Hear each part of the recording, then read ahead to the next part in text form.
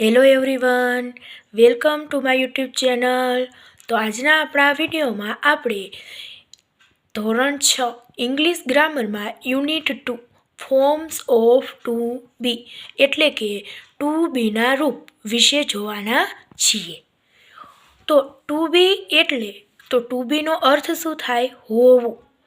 Two બીના રૂપો વાક્યમાં ક્રિયાપદનું કાર્ય કરે છે। એમ, ઇઝ, આર એ વર્તમાન કાળના ટુ બીના રૂપ છે અને વોઝ, વેર એ ભૂતકાળના ટુ બીના રૂપ છે। હવે એમ, ઇઝ, આર એટલે કે છું, છીએ, છે, જ્યારે વોઝ, વેર છે એનો અર્થ થાય છે કે હતા, હતી, હતું, હતો। તો સૌ પ્રથમ આપણે અહીંયા એમ, ઇઝ, આર એ ટુ બીના રૂપો છે તે ક્યાં વપરાય છે એટલે કે કયા સર્વનામ સાથે વપરાય છે અને તેનો અર્થ શું થાય છે તે જોઈએ। તો જ્યારે આપણે આઈ સર્વનામનો ઉપયોગ કરીએ ત્યારે ટુ બીનું રૂપ વપરાય છે એમ અને તેનો અર્થ થાય છે હું છું। પછી વી તેની સાથે વપરાય છે આર, તેનો અર્થ થાય આપણે છીએ। પછી યુ તેની સાથે આર અને એનો અર્થ થશે તું છે અથવા તમે છો। હી તો તેની સાથે ટુ બીનું રૂપ વપરાશે ઇઝ અને તેનો અર્થ છે તે છે। સી તો તેની સાથે વપરાશે ઇઝ અને તેનો અર્થ છે તેણી છે। ઇટ તો એની સાથે વપરાશે ઇઝ અને તેનો અર્થ થશે તે છે। અને પછી છે ધે તો તેની સાથે ટુ બીનું રૂપ વપરાશે આર અને તેનો અર્થ થાય છે તે હું। એટલે કે અહીંયા આપણે ટુ બીના રૂપ તો અહીંયા આપણે આઈ સાથે એમ વપરાશે, પછી હી, સી કે ઇટ આપેલું હોય તો ત્યારે આપણે ટુ બીનું રૂપ ઇઝ વાપરીએ અને જ્યારે વી, યુ કે ધે હોય ત્યારે આપણે ટુ બીનું રૂપ આર વાપરીએ છીએ। ચાલો હવે આપણે આના થોડાક ઉદાહરણ જોઈએ। તો આઈ એમ અ ટીચર, આઈ છે એટલે એની સાથે આપણે ટુ બીનું રૂપ કયું વાપર્યું? એમ।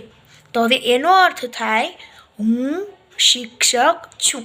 આઈ એટલે કે હું, પછી ટીચર એટલે કે શિક્ષક અને એમ એટલે કે છું। તો આઈ એમ અ ટીચર એટલે કે હું શિક્ષક છું।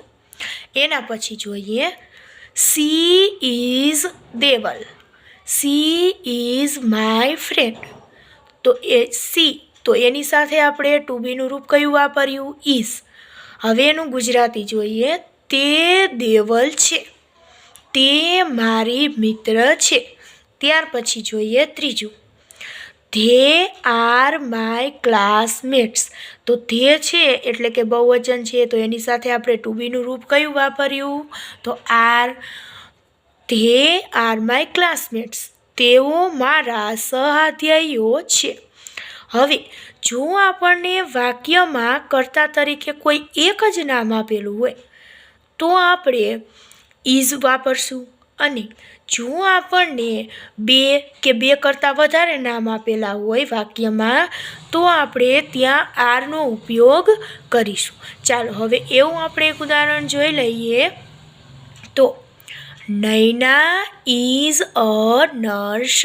તો અહીંયા નૈના એક જ નામ આપેલું છે એટલે આપણે ઇઝ વાપર્યું। પછી જોઈએ બીજું Shubman and Ishan are cricketers. તો અહીંયા બે નામ આપ્યા છે એટલે બે નામ આવે ત્યારે આપણે ટુ બીનું રૂપ કયું વાપરશું? તો આર વાપરશું એટલે આપણે અહીંયા આર વાપરેલું છે। પછી ત્રીજું Sejal, Rina and Kiran are cousins. તો અહીંયા આપણને બે કરતાં વધારે નામનો ઉપયોગ કરેલો છે વાક્યમાં એટલે આર વાપરીશું। તો વિદ્યાર્થી મિત્રો તમને મેં અહીંયા સ્વાધ્યાય આપેલું છે જેમાં તમારે ટુ બીનું યોગ્ય રૂપ એટલે કે એમ, ઇઝ અને આરનો ઉપયોગ કરી અને નીચેની ખાલી જગ્યામાં જવાબ લખવાના છે। તો મળીએ બીજા વિડીયોમાં।